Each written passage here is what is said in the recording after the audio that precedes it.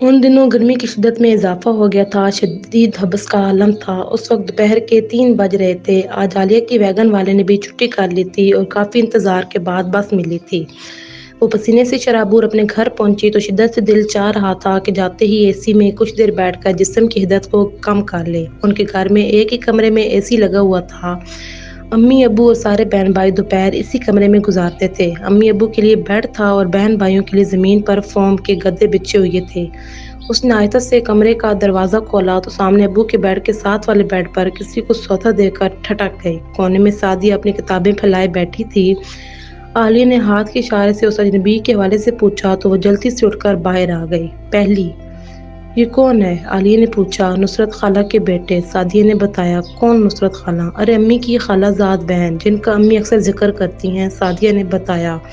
اچھا، جو پنڈی میں رہتی ہیں؟ عالیہ کو ایک دم یاد آ گیا۔ ہاں وہی، سعدیہ بولی۔ میرا دل اتنی شدت سے چاہ رہا تھا کہ تھوڑی دیر اے سی میں بیٹھوں، لیکن یہ تو نئی مصیبت آ پڑی۔ عالیہ بیزاری سے بولی۔ اب یہ ایک مصیبت 1 مہینے تک یہاں ہی رہے گی، سعدیہ نے بتایا تو عالیہ نے بھویں اچکائیں۔ ان کے آفس والوں نے 1 مہینے کی ٹریننگ پر یہاں بھیجا ہے۔ یہ اب 1 مہینہ ہمارے ہی گھر رہیں گے۔ ساری رات سفر میں گزری ہے، اب تھکن کی وجہ سے بے خبر سو رہے ہیں، سعدیہ نے بتایا۔ اوف خدایا! عالیہ نے زور سے اپنا ماتھا پیٹ ڈالا۔ اس پر ہول سوار ہونے لگا۔ بھلا یہ 1 مہینہ کس طرح گزرے گا؟ مہمانوں سے تو ویسے بھی وہ الرجک سی رہتی تھی، ان کے سامنے خواہ مخواہ ریزرو جو رہنا پڑتا ہے، اپنی مرضی سے کچھ کر ہی نہیں سکتے، بس ہر وقت تمیز و تہذیب کے دائرے میں ہی رہنا پڑتا ہے۔ اسی وجہ سے وہ مہمانوں سے بہت گھبراتی تھی اور یہ حضرت تو بالکل ہی اجنبی تھے۔ وہ کھانا کھا کر اپنے کمرے میں آ گئی۔ بستر پر لیٹتے ہی اس کی آنکھ لگ گئی۔ دوبارہ آنکھ کھلی تو شام ڈھل رہی تھی۔ وہ اٹھ بیٹھی، منہ ہاتھ دھو کر کچن میں آ گئی اور اپنے لیے چائے بنانے لگی۔ بیٹا 2 کپ چائے بنانا، امی نے باورچی خانے میں آ کر کہا تو اس نے سوالیہ نظروں سے انہیں دیکھا۔ نصرت خالہ کا بیٹا نواز آیا ہے نا؟ تمہیں پتہ تو چل گیا ہوگا۔ جی، سعدیہ بتا رہی تھی، وہ لاپرواہی سے بولی۔ اپنے محکمے کی طرف سے کسی ٹریننگ کے سلسلے میں آیا ہے، 1 مہینہ یہیں قیام کرے گا، امی نے بتایا۔ ہاں، سعدیہ نے یہ روح فرسا خبر بھی سنائی ہے۔ اس کے چہرے پر پریشانی کے تاثرات دیکھ کر امی ہنس پڑی۔ تم تو اچھی خاصی آدم بیزار ہو، وہ بولی۔ آدم بیزار نہیں، صرف مہمان بیزار۔ عالیہ کے لہجے میں بیزاری تھی۔ وہ تو ہوٹل میں رہنے کے لیے کہہ رہا تھا، لیکن میں نے اور تمہارے ابو نے زبردستی یہاں روک لیا ہے، رشتہ داریاں بھی تو نبھانی پڑتی ہیں۔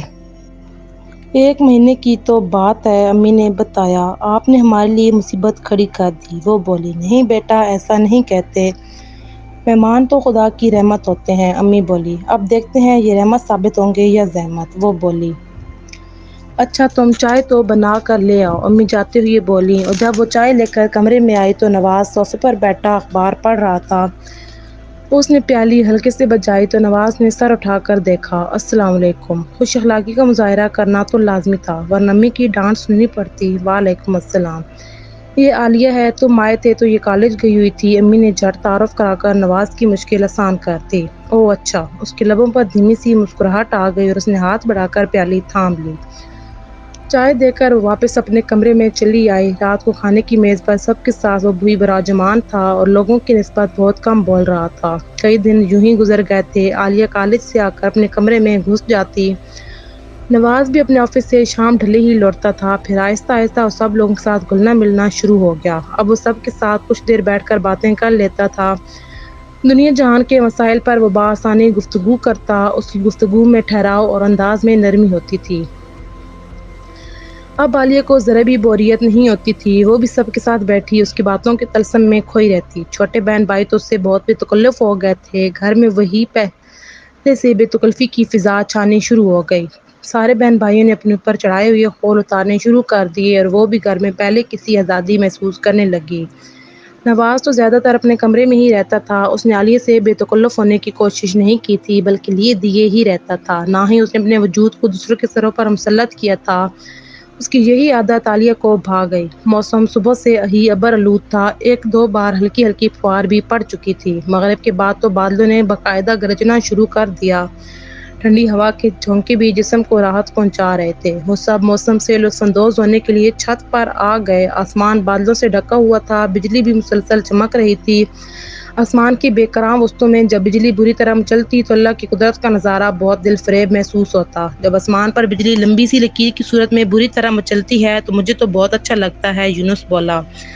لیکن جب بجلی بھی حد سے زیادہ ہی کودنے لگتی ہے تو ڈر بھی بہت لگتا ہے، سعدیہ بولی۔ اس لیے کہ بجلی کبھی کبھی گر بھی تو جاتی ہے اور جہاں گرے وہاں سے سب کچھ جلا کر خاکستر کر دیتی ہے، عالیہ نے کہا۔ بے شک آپ ٹھیک کہہ رہی ہیں، نواز بولا۔ تبھی بادل بہت زور سے گرجے تو سعدیہ بے اختیار عالیہ سے لپٹ گئی۔ ارے ڈرپوک، یونس اور عاطف زور سے ہنستے ہوئے اس کا مذاق اڑانے لگے۔ تبھی موٹی موٹی بوندیں پڑنی شروع ہو گئیں۔ بادل پھر بہت زور سے گرجے۔ مجھے بہت ڈر لگ رہا ہے، میں امی کے پاس جا رہی ہوں، سحرش سینے کی طرف بھاگی۔ دونوں ہی ڈرپوک ہیں، کہتے ہوئے وہ سب بھی نیچے آ گئے کیونکہ موٹی بوندیں اب تیز بارش کی صورت اختیار کر گئی تھیں۔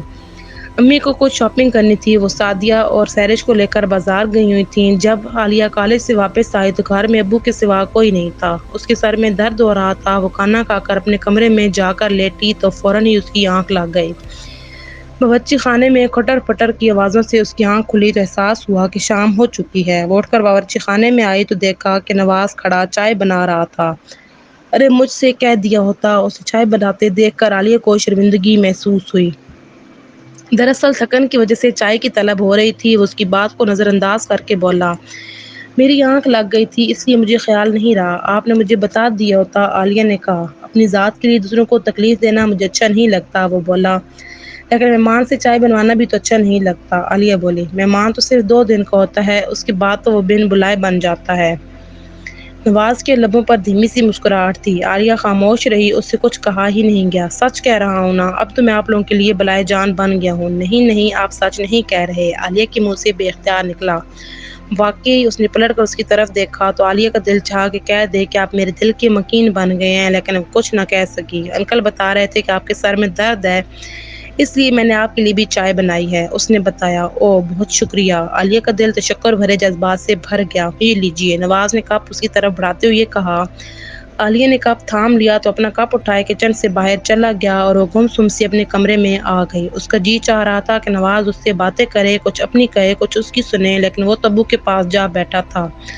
ابو اپنے کام میں مصروف تھے اور وہ ان کے قریب بیٹھا اخبار کا مطالعہ کر رہا تھا۔ کچھ ہی دیر میں امی واپس آ گئیں تو وہ ان سے باتوں میں مصروف ہو گیا۔ دن تیزی سے گزرتے جا رہے تھے۔ نواز کی ٹریننگ ختم ہونے میں صرف 1 ہفتہ باقی رہ گیا تھا۔ عالیہ کا دل چاہ رہا تھا کہ وقت رک رک کر چلے، تھم جائے، یہ دن امر ہو جائیں، لیکن وقت کی رفتار کو روکنا کس کے بس میں ہے۔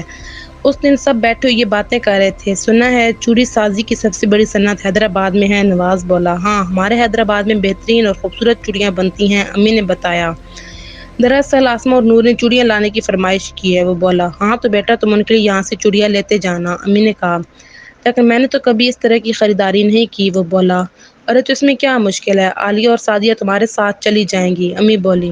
ہاں نواز بھائی، میں آپ کے ساتھ چلوں گی، سعدیہ جھٹ بولی۔ تبھی نواز نے غیر ارادی طور پر عالیہ کی طرف دیکھا جیسے پوچھ رہا ہو کہ آپ نہیں چلیں گی؟ میں بھی چلوں گی، عالیہ دھیمے لہجے میں بولی۔ بازار گھر کے قریب ہی تھا، لہٰذا دوسرے دن وہ تینوں پیدل ہی بازار چلے گئے۔ دکانیں خوبصورت چوڑیوں سے جگمگا رہی تھیں۔ نواز حیرت زدہ ساتھ چوڑیاں دیکھ رہا تھا۔ واقعی یہ چوڑیاں تو بہت خوبصورت لگ رہی ہیں، وہ ستائشی انداز میں بولا۔ جی جناب، ہمارے ہاں خوبصورتی بہت زیادہ ہے، سعدیہ بولی۔ صحیح کہا آپ نے، اس نے غیر ارادی طور پر عالیہ کی طرف دیکھا تو وہ جھیم سی گئی۔ فراز نے اپنی امی اور دونوں بہنوں کے لیے چوڑیوں کے کئی سیٹ خرید لیے۔ اب آپ دونوں بھی اپنے اور آنٹی اور سحرش کے لیے بھی چوڑیاں پسند کر لیں۔ مجھے تو وہ سرخ چوڑیاں اچھی لگ رہی ہیں، سعدیہ سامنے ریک میں رکھی چوڑیوں کی طرف اشارہ کرتے ہوئے بولی۔ اور آپ کو؟ نواز نے عالیہ کی طرف دیکھا۔ نہیں، مجھے نہیں لینی، عالیہ نے کہا۔ آپی، نواز بھائی اتنے پیار سے گفٹ دے رہے ہیں، انکار مت کیجیے، سعدیہ کے منہ سے بے ساختہ نکل گیا۔ عالیہ نے نواز کی طرف دیکھا، وہ بھی ملتجانہ نظروں سے اس کی طرف دیکھ رہا تھا۔ دونوں کی نظریں ملیں اور فوراً ہی دونوں نے اپنی نگاہوں کے زاویے بدل لیے۔ خریداری مکمل ہو گئی ہو تو گھر چلیں؟ عالیہ نے پوچھا۔ ارے ابھی میں نے اپنی اور امی کے لیے خریداری تو کی ہی نہیں، سعدیہ بولی۔ اچھا جلدی کرو، کہتے ہوئے عالیہ آگے بڑھ کر دکان کے دوسرے سرے پر آ گئی، جبکہ نواز وہیں کھڑا سعدیہ کو شاپنگ کروا رہا تھا۔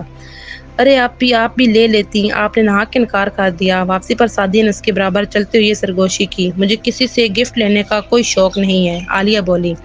تبھی نواز ان کے قریب آ گیا تو دونوں خاموش ہو گئیں۔ نواز کی ٹریننگ ختم ہو گئی تھی، کل اسے واپس جانا تھا۔ اس کے جانے کے خیال سے عالیہ کو اپنے دل میں کچھ عجیب سا محسوس ہو رہا تھا، جیسے کسی عزیز ہستی کے جدائی کے خیال سے دل بیٹھنے سا لگتا ہے۔ اس شام وہ سب لوگ بیٹھے باتیں کر رہے تھے کہ یونس نے کہا، نواز بھائی اتنی جلدی 1 مہینہ گزر گیا کہ پتہ بھی نہیں چلا، اور آپ کے واپس جانے کا وقت آ گیا۔ ہاں مجھے بھی ایسا ہی لگ رہا ہے، آپ لوگوں کے ساتھ گزارے ہوئے یہ دن تو ہمیشہ یاد رہیں گے، نواز نے کہا۔ بس دن یاد رہیں گے، ہم لوگ یاد نہیں رہیں گے، سعدیہ بولی۔ ارے نہیں، یہ کیسے ہو سکتا ہے، آپ لوگ تو دل میں بس گئے، نواز نے کہا۔ عالیہ نہ تو وقت کی رفتار کو روک سکی اور نہ جاتے ہوئے نواز کو روکنا اس کے بس میں تھا۔ وقت گزر گیا اور نواز چلا گیا، اس پر عجیب سی بےکلی سی طاری ہونے لگی۔ ایسا لگتا ہے جیسے اس کا کچھ کھو گیا ہو۔ اس کے دل میں ایک چنگاری سی سلگ اٹھی تھی، دماغ اسے سمجھاتا کہ یہ چنگاری صرف تیرے دل پہ سلگی ہے، اس کے دل میں تو ایسا کوئی احساس و جذبہ نہیں تھا۔ اگر ہوتا تو اشارے کنایوں میں ہی اظہار کر دیتا، اگر کہتے ہوئے حیا آ رہی تھی تو آنکھیں بھی تو دل کے راز اگل دیتی ہیں، لیکن اس نے تو کبھی آنکھوں کی زبان میں بھی بات نہیں کی تھی، بلکہ وہ تو اس کی طرف دیکھتا بھی بہت کم ہی تھا۔ شاید اس کے دل میں ایسا کوئی جذبہ پیدا ہی نہیں ہوا تھا۔ وہ اپنے دل کو سمجھانے کی کوشش کرتی، لیکن ایسا محسوس ہوتا جیسے اپنی اس کوشش میں ناکام رہے گی۔ اس دن کالج میں پریکٹیکل تھا، اس لیے گھر آتے آتے شام ہو گئی۔ جب گھر پہنچی تو کچھ غیر معمولی سرگرمیاں محسوس ہوئیں۔ سعدیہ اور سحریں چاڑ پونچھ میں لگی ہوئی تھیں، امی اور یونس بیٹھے سودا سلف کی لسٹ بنا رہے تھے۔ کیا ہو رہا ہے، عالیہ نے پوچھا۔ نصرت خالہ کے استقبال کی تیاری، سعدیہ نے بتایا۔ نصرت خالہ، وہ زیر لب بولی۔ ہاں وہ کل تشریف لائی ہیں، سعدیہ نے بتایا۔ ابھی بیٹے کو گئے دن نہیں ہوئے کہ ان کو آنے کی سوچی۔ نہ جانے کیوں عالیہ کے لہجے میں تلخی سی گھل گئی۔ ارے تو کیا ہوا، برسوں بعد تو آ رہی ہیں، امی بولی۔ ہم نے تو کبھی ان کی شکل بھی نہیں دیکھی، بس ذکر ہی سنتے رہتے ہیں۔ یونس نے بھی گفتگو میں حصہ لینا شروع کر دیا۔ اب تو مجھے بھی صحیح طرح یاد نہیں، برسوں ہو گئے انہیں دیکھے ہوئے۔ ایک زمانہ تھا کہ سب رشتہ دار ایک ہی جگہ مل جل کر رہتے تھے۔ امی یادوں کے جزیرے میں کھونے لگیں۔ ایک نے رات دیکھ لی نا آپ کے گھر کی، اب باری باری سب آنا شروع ہو جائیں گے، عالیہ بولی۔ ایسے مت کہو، مہمان تو اللہ تعالیٰ کی رحمت ہوتے ہیں، امی نے کہا۔ عالیہ اپنے کمرے میں آ گئی۔ نصرت خالہ کی آمد کا سن کر اس کا دل ایک دم زور سے دھڑکا ضرور تھا، لیکن پھر اس نے اپنے سر کو جھٹک دیا۔ وہ کون سا مسردہ جان فضا لے کر آ رہی ہوں گی، استہزائیہ مسکراہٹ اس کے لبوں پر آ گئی۔ دوسرے دن نصرت خالہ آ گئیں۔ امی نے ان کا بہت پرتپاک استقبال کیا، دونوں برسوں بعد ملی تھیں۔ نصرت خالہ نے سب بچوں کو گلے لگا کر پیار کیا، لیکن عالیہ کے لیے تو ان کی وارفتگی قابل دید تھی۔ 2-3 بار انہوں نے اس کا ماتھا چوما تھا۔ دوسرے دن وہ اور امی برآمدے میں بچھے تخت پر بیٹھی باتیں کر رہی تھیں۔ عالیہ کی آج چھٹی تھی، وہ اپنے کمرے میں بیٹھی پڑھائی میں مصروف تھی۔ میں تم سے عالیہ کا ہاتھ مانگنے آئی ہوں، نصرت خالہ کی آواز سن کر وہ چونک اٹھی۔ آپ نے نواز کی مرضی بھی معلوم کی، امی نے پوچھا۔ اس کی خواہش پر تو یہاں آئی ہوں، سچ پوچھو تو مجھے کبھی اس بات کا خیال ہی نہیں آیا تھا۔ میں نے عالیہ بیٹی کو کبھی دیکھا بھی تو نہیں تھا، نصرت خالہ نے بتایا۔ عالیہ کا دل زور زور سے دھڑکنے لگا، اسے اپنے وجود پر مسرتوں کی پھوار سی برستی محسوس ہونے لگی۔ اس کا دل و سکون اطمینان کے جذبات سے لبریز ہو گیا۔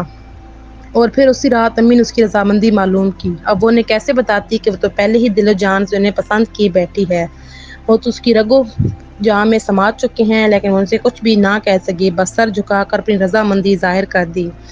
امی ابو اور نصرت خالہ نے 3 دن بعد کی منگنی کی تاریخ مقرر کر دی، کیونکہ راولپنڈی سے نواز اور دونوں بہنوں کو بھی منگنی میں شریک ہونے کے لیے آنا تھا۔ نواز بھائی تو بہت چھپے رستم نکلے، ویسے تو کبھی آنکھ اٹھا کر آپ کو دیکھتے بھی نہیں تھے، لیکن دل ہی دل میں آپ کی پرستش کر رہے تھے، سعدیہ اسے چھیڑتے ہوئے بولی۔ عالیہ کو کوئی جواب نہیں سوجھ رہا تھا، وہ چپ چاپ مسکراتی رہی۔ منگنی سے 1 دن پہلے ان لوگوں کو پنڈی سے آنا تھا۔ عالیہ صبح ہی سے کچن میں گھسی، نواز شام کے کھانے تیار کرنے میں لگی ہوئی تھی۔